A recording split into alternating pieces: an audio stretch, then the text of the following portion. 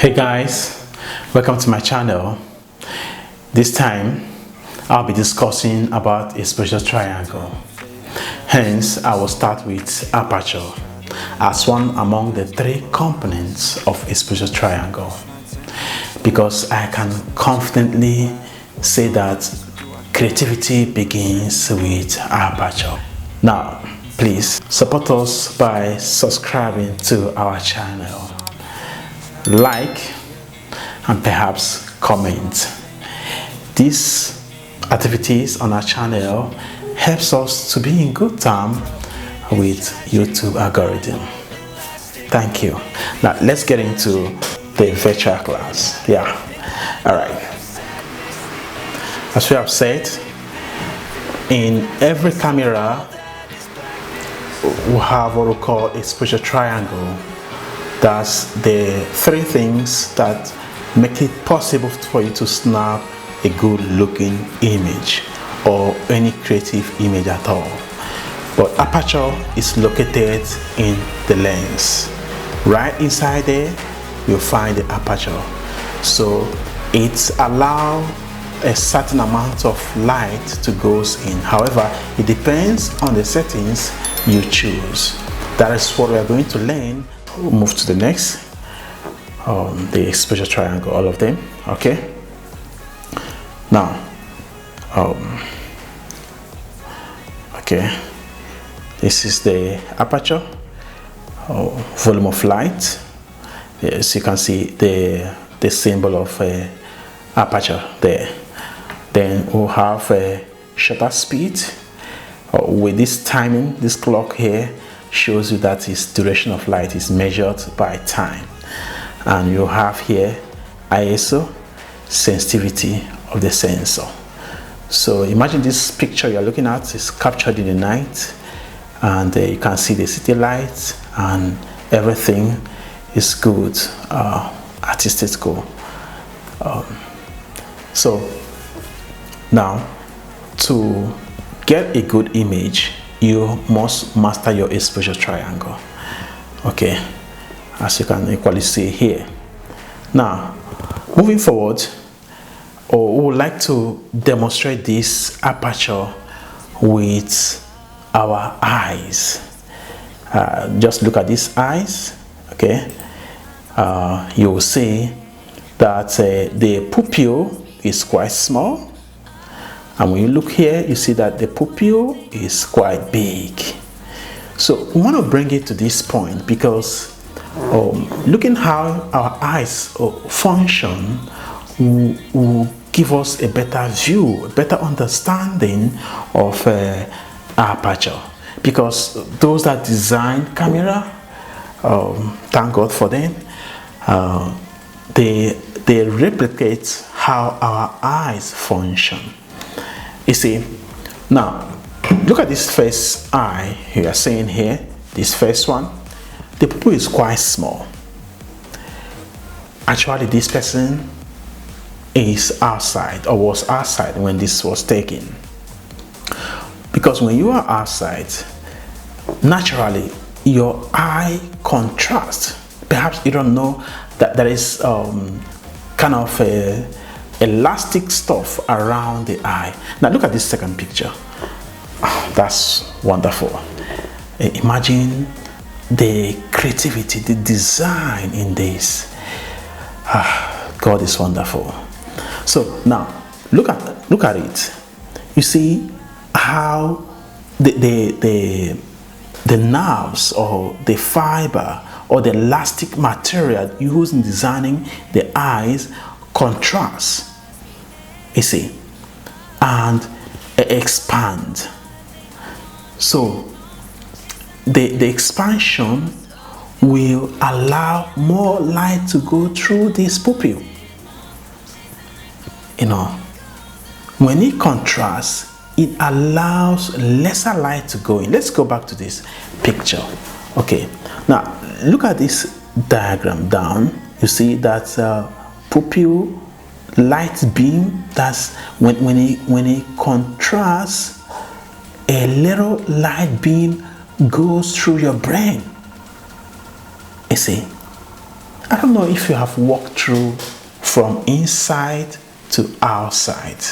Yes, there is a little video I have that I walk in from my office down to outside. Perhaps you take a look at that video. Let's take a look at that video. You'll see how my eye changed when I was inside and when I came outside. Why did it change? Because the eye will not allow much light to go in.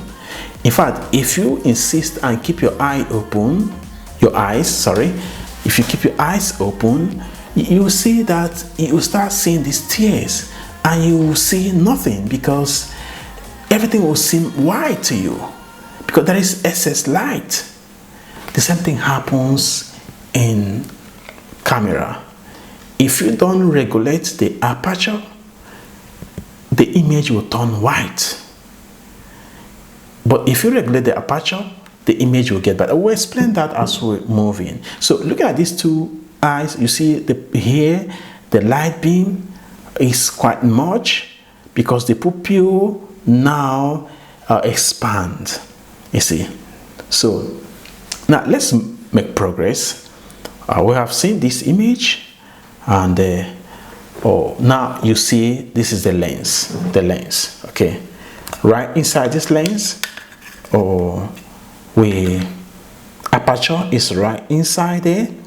From the face lens, you are seeing, say, more light. This aperture is small, lesser light. Now you can see the aperture blade here. You see, the aperture blade closes and opens, and when it opens, more light goes in. When it closes, lesser light goes in. Now let's make progress to the common aperture, that is f-stop. So another name for that is f-stop. There are each stop you changes, decrease or increases the amount of light that hits the sensor. So right from here, you see f1 is a very big open aperture. There'll be excess light and a lot of creativity in the image. So we'll have more light when it's in f1. We'll have f1.8 also is creative, and f2, although when we're using this kind of aperture, we have to be careful because the area of sharpness is lesser. The image is, the camera focuses at a particular point, and that particular point is what will be sharp. The rest will be blurry. Okay, now when you move to f2, then f2.8 and f4, all the way down to f32. There are some cameras that cannot get all the way to f32. There are some who will get to f22. You know, it depends on the level of the lens that you are using. Okay. Now, I went to a art center to take these pictures. You know, it was a beautiful place. It's full of different acts. You know. And I enjoy what I saw there, and those students and the lecturers that did this, they are wonderful. So for you to know, for your information, this was taken at a Federal Polytechnic Nekede. Federal Polytechnic Nekede is among #1 polytechnic in Nigeria. Their graduates are excellent ones. They represent the school. You can get to know them. They are industrial students, you know, so they designed this very beautiful piece of art. Okay, now from the first picture, this picture, you see how blurry the background is. Look at this image here. It's very blurry. You can't even see it well. Now remember I said earlier that when you use 1.8, the camera will focus at a point. In fact, you got to be very careful because some part of your faces can be blurry. Maybe your nose, if you focus on your nose will be sharp, your eye may be blurry. So that's why when you are using this kind of aperture, you have to focus perhaps on your eyes so that it will not be blurry. Okay, now you see how the pen and the hand stood out from the background. It makes the image pop. It gives you this kind of a 3D nature. In fact, you see that in manufacturing of phones, phone manufacturers go further these days to create this bokeh background, because to be creative, you need to master your aperture. Now, moving forward, you see the second image is taken with f8. You see, the hole is getting smaller. Now you can see the image at the background. You can see them a little bit, you know. Okay. I want to thank you so much for being with me on this virtual class. Please subscribe to our channel, like our videos, and perhaps comment. Now, at the comments, you can ask any question you want to ask, and I will reply you with the answer. I'll see you at the comment section. Thank you. There's something that'll have what you need, what you need. We're broken, it's tragic, we're not all elastic, but maybe there's magic, believe you could have it. And I know of sadness, the anxious and